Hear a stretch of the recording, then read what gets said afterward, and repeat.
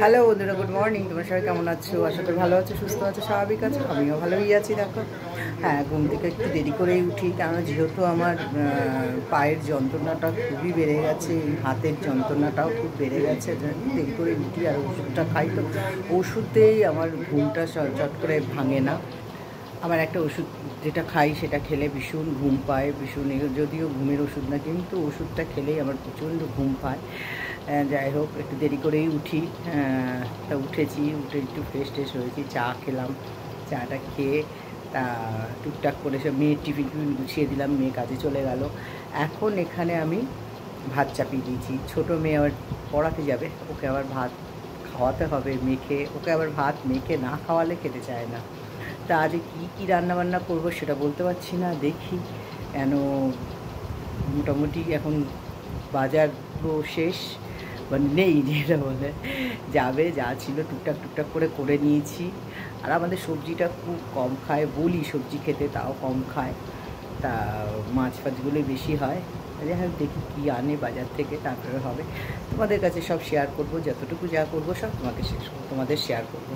ঠিক আছে, চলো। এখানে ভাত নিয়ে নিয়েছি, ছোটো মেয়ের টিফিন, আমিও একটু খেয়ে নেবো। এখানে আছে সর্ষের তেল আছে, আর কাঁচা লঙ্কা আছে, আলু সেদ্ধ আছে, পেঁয়াজ আছে, ওই দিয়ে নিয়ে নিয়েছি। আর একটু মার ভাত, একটু মারও আছে এর মধ্যে। চলো ভাতটা মাখবো, মেয়েকে খাইয়ে দেবো, আমি একটু খাবো। আর এই যে আরেকজন এসে গেছে আজকে, আলাদা পাগলি চলে এসছে এখানে পড়তে। আর আজকে মাটন দিয়ে ভাত খাবে, মাটন দিয়েই খেয়ে এসছে, গা থেকে গন্ধ বেরোচ্ছিল। হ্যাঁ, আবার কি? এইখানে সত্যি করে বলতো তাকিয়ে যে খাসনি। আমি কিন্তু গায়ে গন্ধ পেয়েছি। বলে না, আমার গা দিয়ে বলে গন্ধ আসছে মাটনের। ঠিক আছে, চলো ভাতটা মেখে আরে মেয়ের মুখে খাইয়ে দিই, যদি আরাধ্যা খায় ওকে এক গাল খাইয়ে দেবো। ভাত হয়ে গেছে, এখানে ডালও হয়ে গেছে। দেখো, ডালটা করে নিচ্ছি, এখন ফোড়ন দিচ্ছি।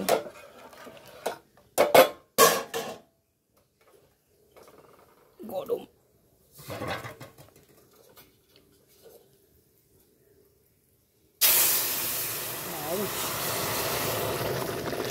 ডালটা ছিটকে গেল।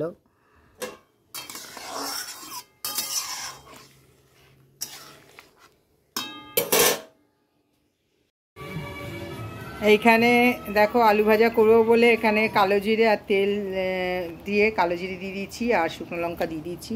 তেলটা ভালোই গরম হয়ে গেছে। আচ্ছা, আলুগুলো ধুয়ে নিয়েছি।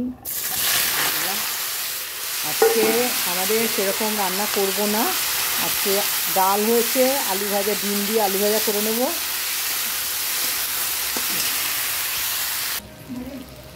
দেখো, এর মধ্যে একটু পেঁয়াজ কেটেছি, দেখো, পেঁয়াজ আর কাঁচা লঙ্কা দিয়ে দিলাম।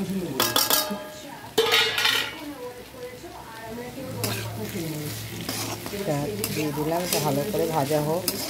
তার মধ্যে এর মধ্যে ডিম দিয়ে দেবো ফাটিয়ে।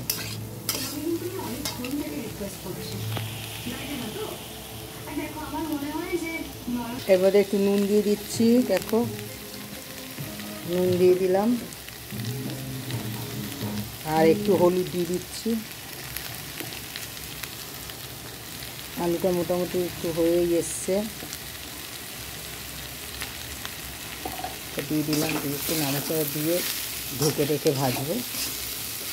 তারপরে ভাজা হয়ে গেলে ডিমটা দিয়ে দেবো। দেখো, আলু ভাজাটা হয়ে গেছে, এটা মাঝখানটা ইয়ে করে দিয়েছি। এবার এখানে ডিমটা দিয়ে দেবো। একটু দিয়ে যাই তোকে, তোর ডিমটা ফাটিয়ে দিলাম। দেখো, এখানটা একটু ডিমটার মধ্যে একটা ইয়ে পড়েছে, তুলে দিলাম।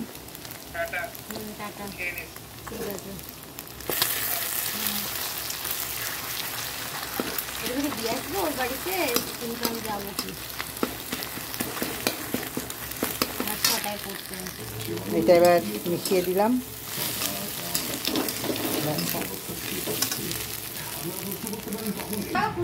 দেখো, হয়ে গেল আলু ভাজাটা, সুন্দর হয়েছে দেখো। আর এখানে একটু মাছ আছে, মাছটা একটু গরম করে নিলাম।